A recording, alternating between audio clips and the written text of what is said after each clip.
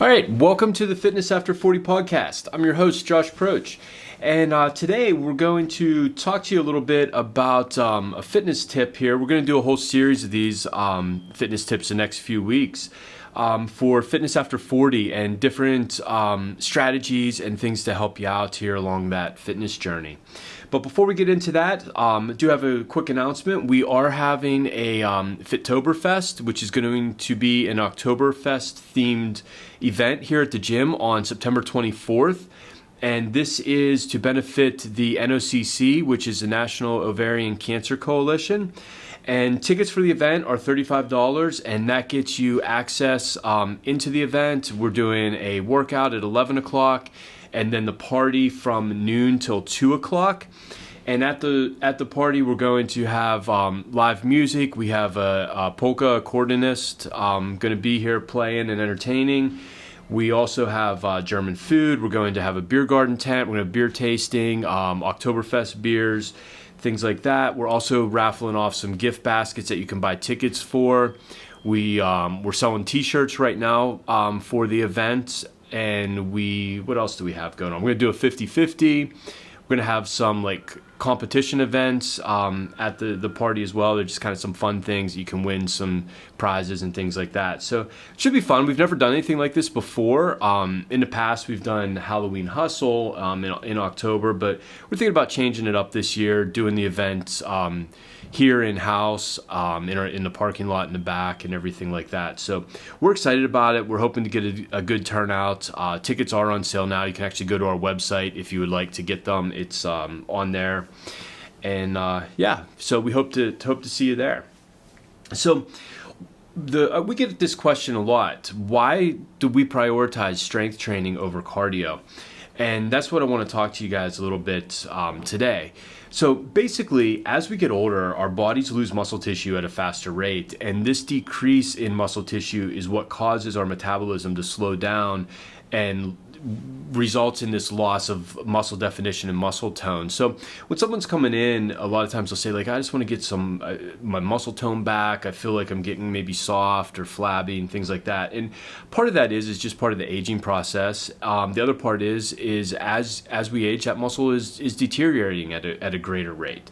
So that's why, adding to strength training, it stops that deterioration and helps build in it. So when we have this loss in muscle tissue, it'll affect the metabolism. And when that happens, that affects the body's ability to burn calories.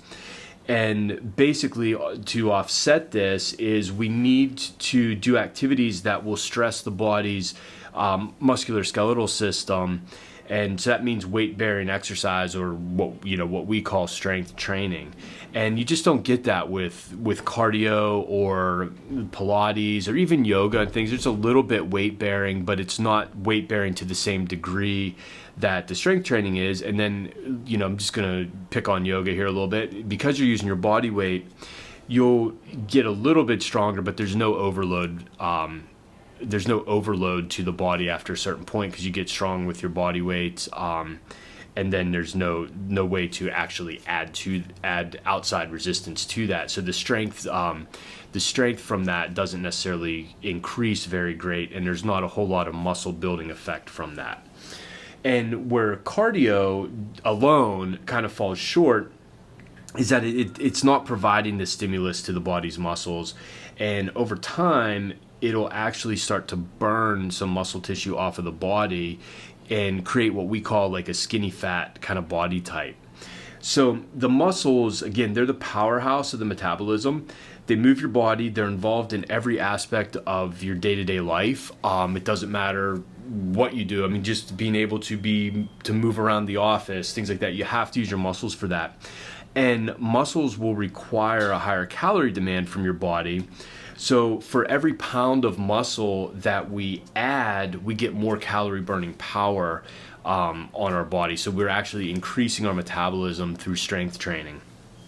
And when we have a good strength training program and a well put together one like we do here at the gym, we're able to increase muscle tissue, we increase our strength, we increase our metabolism, which gives us a benefit or helps us lose fat more efficiently.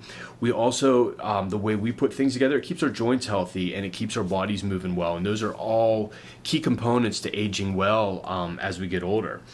However, when we're focusing, because we focus so much on strength training, one of the questions that we get a lot is, well, what about keeping my heart healthy? Like, don't I need to do cardio? And we're not saying that cardio, you have to stop it or it's bad or anything like that. We just want you to focus more on the strength training because we're going to get a bigger bang for our buck with that. But that being said, if you were just doing strength training, the way we do things, we're pairing exercises together, a lot of times in groups of 2 or 3 with short rest periods in between, maybe 30 seconds, 60 seconds in between exercises, but we're creating like a mini circuit there. And what this does is it's basically interval training, and that creates a taxing effect on the cardiovascular system, and we call this basically developing work capacity. So what will happen is the heart rate comes up and then it comes back down, then it comes up, then it comes back down. And when we're doing that over the period of a 45 or 50-minute workout, we're getting, there's a lot of cardio that is happening there, and the heart rate's increasing, it's coming back down, increasing, coming back down. And this work capacity is actually better than cardiovascular endurance because it'll carry over into your day-to-day life. So an example here is somebody that runs a lot and they can run, 5, 6, 10 miles, a whole marathon, whatever. And they can do that, and they don't, they do that relatively easily, whatever it is.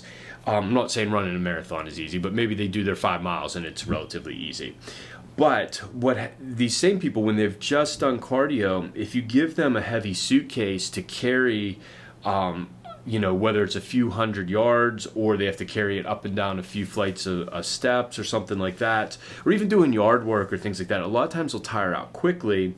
And that's due to a lack of work capacity. So with strength training, this doesn't really happen because we build that work capacity, we build that ability to do tasks that are under load or using more demanding on the muscular system and things like that. So we're able to carry our bags upstairs. Yard work, we can do that in an afternoon and not be tired and things like that.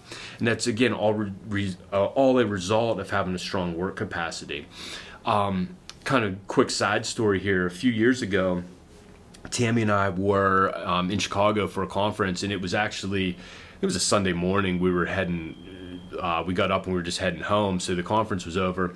But that morning, another conference was starting, and it was a huge, I think it was an Amway conference. They were expecting like 20,000 people or whatever. So the hotel that we were staying in was attached to the McCormick Center there in Chicago.